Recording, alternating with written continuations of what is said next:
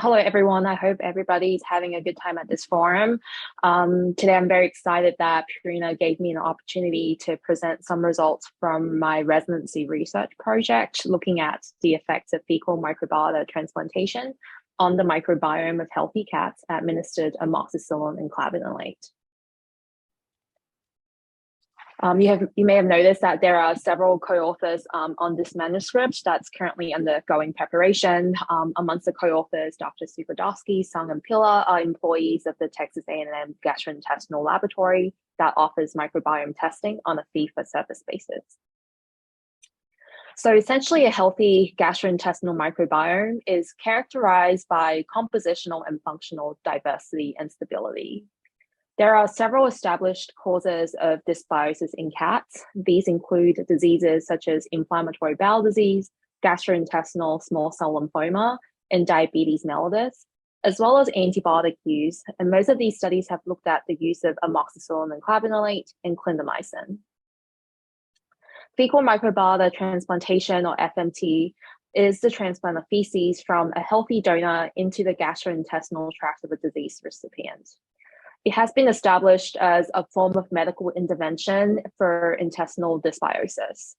In humans, a lot of studies have looked at its use in the treatment of Clostridioides difficile colitis, hepatic encephalopathy, metabolic syndrome, and type 2 diabetes. In dogs, most of the studies have looked at its use in inflammatory bowel disease, as well as more recently parvovirus enteritis. In cats, there is not a lot of literature out there. There is a case report that was published in an Israeli journal from a few years back where FMT benefited a cat with refractory ulcerative colitis. There are several ways to deliver FMT, as you just heard.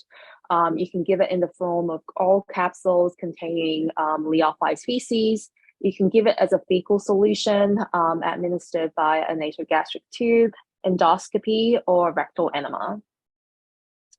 Earlier this year, Sung et al. Published in JFMS an article that looked at the use of feline dysbiosis index.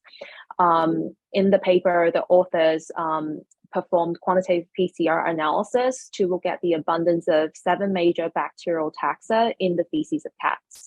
These were Bacteroides, Bifidobacterium, Clostridium hieronymus, E. coli, Fusobacterium, Streptococcus, and Taurisibacter.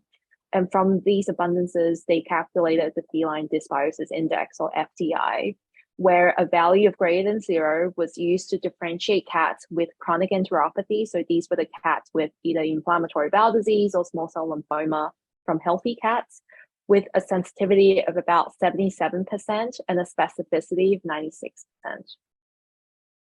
So for our study, we had 2 objectives. The first was to evaluate the short and long-term effects of amoxicillin-clavulanate on the fecal microbiome of healthy cats. Our hypothesis was that a 10-day course of amoxicillin-clavulanate will result in an abnormal fecal dysbiosis index in healthy cats. The second major objective was to investigate the efficacy of FMT in accelerating the recovery of the fecal microbiome after amoxicillin-clavulanate administration. Our hypothesis was that FMT will accelerate recovery from the dysbiotic state. So this was a prospective randomized controlled clinical study. We recruited 18 clinically healthy research cats. To be enrolled, they had to have no history of gastrointestinal signs in the preceding 12 months, an unremarkable CPC chemistry, urinalysis, and a normal total T4, and no antimicrobial exposure in the 12 months prior.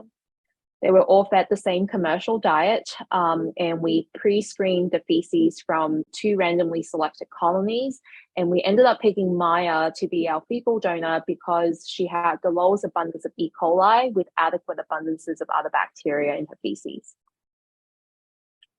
So to prepare for FMT, we collected 1 part of Maya's feces and we mixed it with 4 parts of non-bacterial static 0.9% saline in a stomacher bag containing a filter so that we could filter out the particulate matter. And to the remaining fecal solution, we added a 10% volume of glycerol for cryopreservation. And we aliquoted the fecal solution into syringes, and these were immediately frozen at -80 degrees Celsius. So this is just a timeline of our study design. Again, we have 18 research cats belonging to 4 different colonies. Day -14 is the day of acclimatization, where they all underwent a 2-week acclimatization period, and they were separated into individual cages. During this time, they received a 10-day course of amoxicillin-clavulanate, or Clavamox. Day 0 is the day of treatment, where they were block randomized to either receive FMT or to receive no treatment, hence acting as a control. And we collected the feces on day -14, day 0, days 7, 14, and 21 after the last dose of Clavamox, and finally on day 56 after the last dose of Clavamox.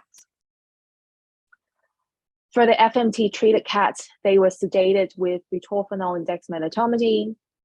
They received a rectal enema at a dose of about 2 grams of donor feces per kilogram of recipient. On the day of the procedure, the frozen fecal solution was thawed in a 37-degree water bath and administered via a soft tip rubber catheter. And the goal was to have the feces or the fecal solution be retained in the colon for about 20 to 30 minutes. For analysis of the fecal microbiome, similar to the Sung et al. Study, we performed quantitative PCR looking at the abundance of the total bacteria and the 7 major bacterial taxa.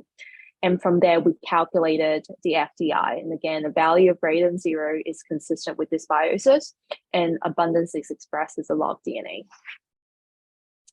For statistical analysis, to test for normality of data, we performed the Shapiro-Wilk test, followed by repeated measures of ANOVA and Dunnett's post-hoc pairwise comparisons to compare the FDI and abundance of the 7 bacterial taxa of individual cats at all of the study time points to the baseline, which was day -14. For non-normally distributed data, we performed the Friedman test and Dunn's post-hoc pairwise comparisons, and statistical significance was set as a p-value of less than 0.05. So just wanted to present a couple of major results. So this is a dot graph of the FDI, or feline dysbiosis index. On the x-axis, you have the timeline. And so day -14 is where is the baseline, and they received a 10-day course of Clavamox, and then day 0 is the day of treatment, where they either received FMT or they received no treatment. Anything above the dotted line is abnormal. The red dots represent the FMT treated cats, and the open circles represent the control cats. So on day 0, the FDI was increased in all of the cats, which is not surprising. This is a day immediately after the last dose of Clavamox. And then on days 7, 14, 21, and 56, the FDI of FMT treated cats was not significantly different from baseline. Whereas on days 7, 14, and 21, the FDI of control cats was still significantly increased from baseline. And then by day 56, most of these cats' FDI spontaneously recovered. We were particularly interested in Clostridium hyarinonus. This is a bacterium that's involved in conversion of primary to secondary fecal bile acids via 7-alpha dehydrogenase. Secondary fecal bile acids play several important roles, and these include inhibition of growth of pathogenic bacteria. They also have anti-inflammatory effects, and they help in the maintenance of gastrointestinal barrier integrity. And it has been shown in dogs with chronic enteropathy that Clostridium hyarinonus abundance and secondary fecal bile acids are decreased. So what about our cats? So similar to the previous dot graph, the red circles are the FMT treated cats, and the open circles are the controls. And on the x-axis, you have the timeline of the study. Anything sort of in the gray shaded area represent the normal reference interval for Clostridium hyarinonus abundance.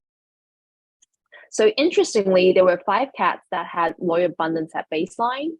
And of the remaining 13 cats, 9 of them had decreased Clostridium hyarinonus abundance immediately after antibiotic administration.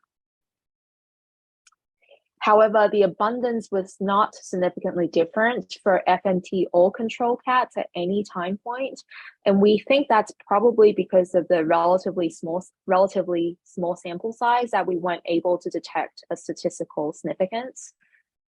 Because if you look at day 14, you can see that all of the FMT treated cats had normal Clostridium hyononis abundance, including the 3 that had low abundance at baseline, and this persisted throughout the duration of the study. Whereas at this time point, only 25% of the control cats had normal Clostridium hyononis abundance, and then by day 56, most of the control cats had spontaneously recovered. So our major conclusions were that a 10-day course of amoxicillin-clavulanate induced dysbiosis in all cats. FMT by enema is a safe and well-tolerated procedure in cats. FMT accelerated recovery of the gut microbiome in this feline model of acute antibiotic-induced dysbiosis.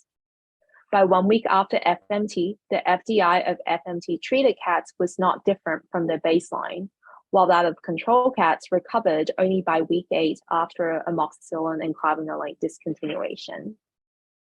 And FMT helped reestablish Clostridium hyononis abundance in cats that had very low abundance at baseline. A couple of study limitations were that these cats lived in a very controlled environment because they were all research cats and they were evidently all healthy. And so important future direction would be to explore the use of FMT as an adjunct treatment in cats with acute or chronic enteropathy. And finally, I'd just like to give my acknowledgements to a few people. So the PCS Corp Grant Committee for the grant money that allowed us to conduct this research. Dr. Keaton was a research associate at LSU who helped with the study. The Division of Laboratory Animal Medicine at LSU for taking care of these cats.